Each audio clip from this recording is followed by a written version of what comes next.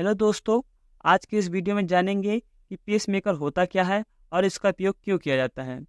दोस्तों, मैं हूं रवि और आप देख रहे हैं life care pharmacy YouTube channel.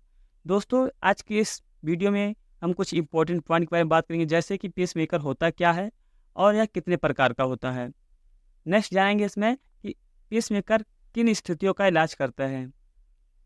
Pacemaker में संभावित लाभ क्या है, यानी कि इसके पॉसिबल बेनिफिट्स क्या हैं, और जानेंगे इसके पॉसिबल साइड इफेक्ट क्या हैं। चलिए वीडियो शुरू करते हैं। पेसमेकर क्या होता है? पेसमेकर एक छोटा उपकरण है जिसका उपयोग कुछ एरिथमिया यानी कि अनियमित दिल की धड़कन के इलाज के लिए किया जाता है।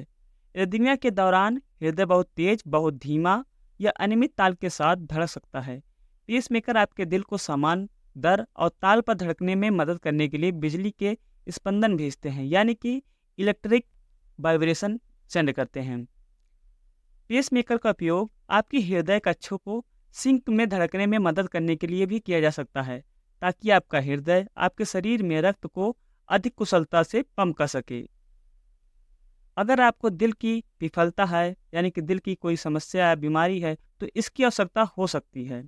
आपकी अस्थायी या दीर्घकालिक पेसमेकर की आवश्यकता हो सकती है, या अस्थायी पेसमेकर आमतौर पर गर्दन में एक नस के माध्यम से डाला जाता है और आपके शरीर के बाहर रहता है। आपकी छाती या पेट में एक स्थायी पेसमेकर लगाया जाता है।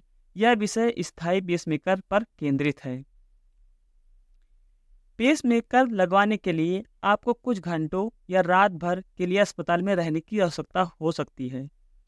एक बार जब आप घर वापस आ जाते हैं, तो आपका डॉक्टर दूर से आपके पेसमेकर की जांच कर सकते हैं और इसकी गतिविधि की जांच करने के लिए आपके साथ नियमित रूप से मिलने का समय निर्धारित कर सकते हैं।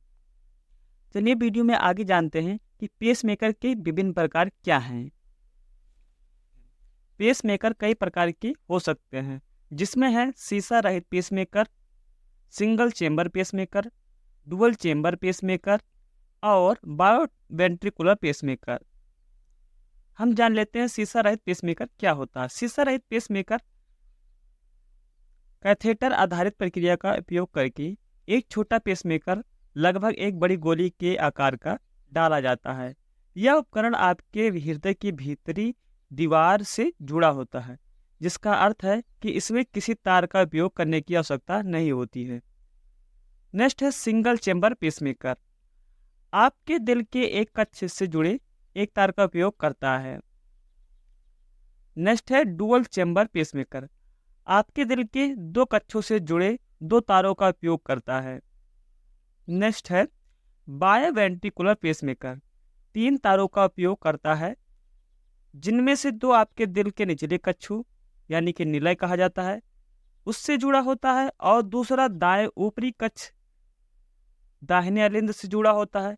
इसे कार्डियक रीसिंक्रोनाइजेशन थेरेपी के रूप में जाना जाता है, जिसे CRT कहते हैं। आपके डॉक्टर एक समान उपकरण का सुझाव दे सकते हैं, जिसे implantable cardioverter dry defibrillator ICD कहा जाता है। हालांकि यह पेसमेकर नहीं है, लेकिन इसे अक्सर वेंट्रिकुलर टैचिकार्डिया और वेंट्रिकुलर फाइब्रिलेशन जैसी संबंधित हृदय स्थितियों में उपयोग किया जाता है। अब हम जान लेते हैं पेसमेकर किन स्थितियों का इलाज करते हैं।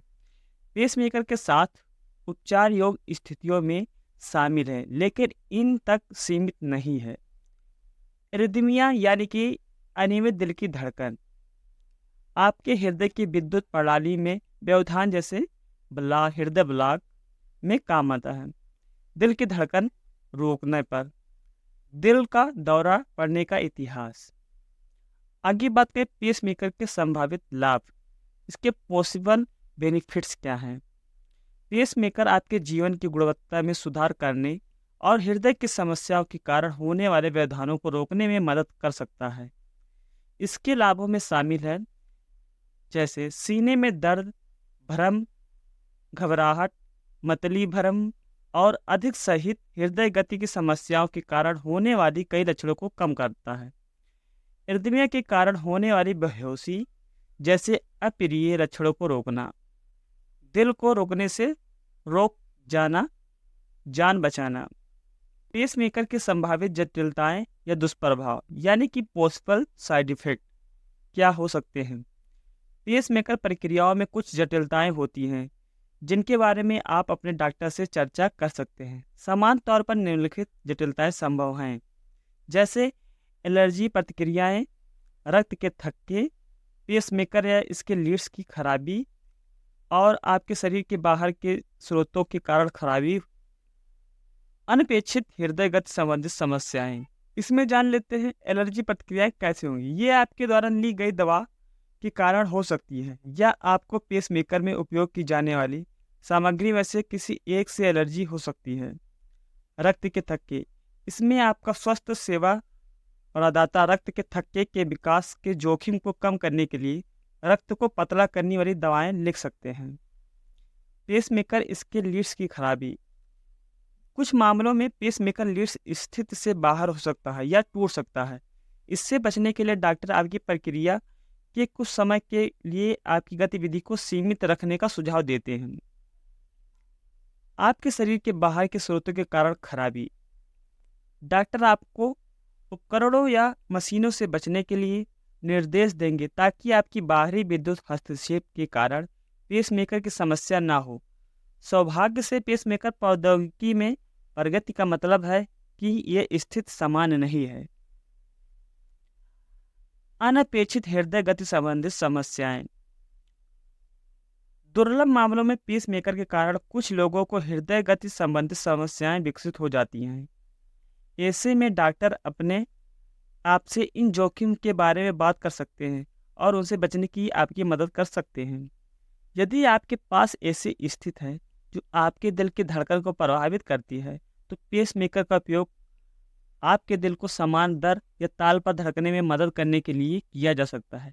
पेसमेकर आपके लक्षणों को कम करने और जटिलताओं को रोकने में मदद कर सकता है। हालांकि इन लक्षणों वाले सभी लोगों को पेसमेकर की ज़रूरत नहीं होती है। आपके मेडिकल इतिहास की समीक्षा और कई प्रशिक्षण डॉक्टर यह निर्धारित करने में मदद कर सकते हैं कि पेसमेकर आपके लिए एक अच्छा विकल्प है या नहीं। दोस्तों, हमारा अगला नेक्स्ट वीडियो होगा कि पेसमेकर इम्प्लांट सर्जरी के बाद किन किन बातों का ध्यान रखना चाहिए। ये वीडियो हमारा नेक्स्ट पार्ट होगा, पार्ट 2 होगा। वीडियो देखने के लिए चैनल को सब्सक्राइब करें, बाकी ज़्यादा से ज़्यादा अपने दोस्तों का शेयर करें। धन्यवाद दोस्तों, मिलते हैं आपको अगले नेक्स्ट वीडियो में।